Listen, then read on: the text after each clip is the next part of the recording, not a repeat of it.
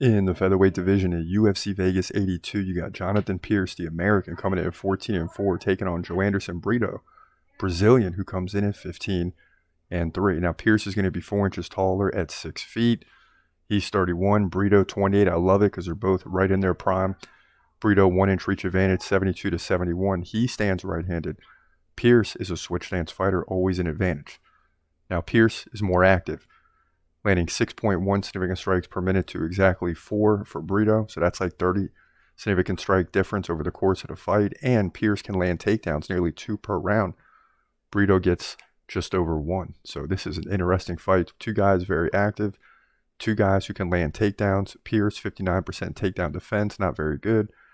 And Brito just hasn't had to really defend takedowns up until this point. So that shows you that he can change the style of his opponents. Now, Pearce hasn't lost since Joe Lauzon by KO in the first round back in October of 2019. He's run all 5 straight against Kai Kamaka, Omar Morales, Christian Rodriguez, Makwan Amirkhani, whom he KO'd, and Darren Elkins he beat by decision. So the guy is on fire.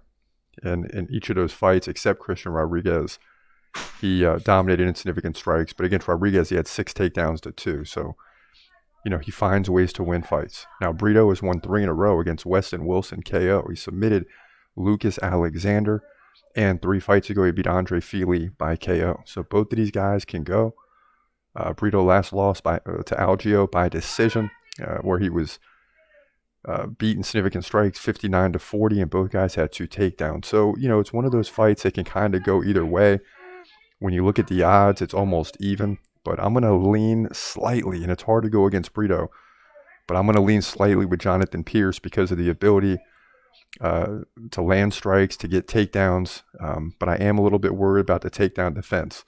So that's one way Brito can break through and possibly win the fight. But I'm still going to lean towards Pearce to edge out a victory here by decision on significant strikes and control time to move to 15-4 here in the featherweight division at UFC Vegas 82.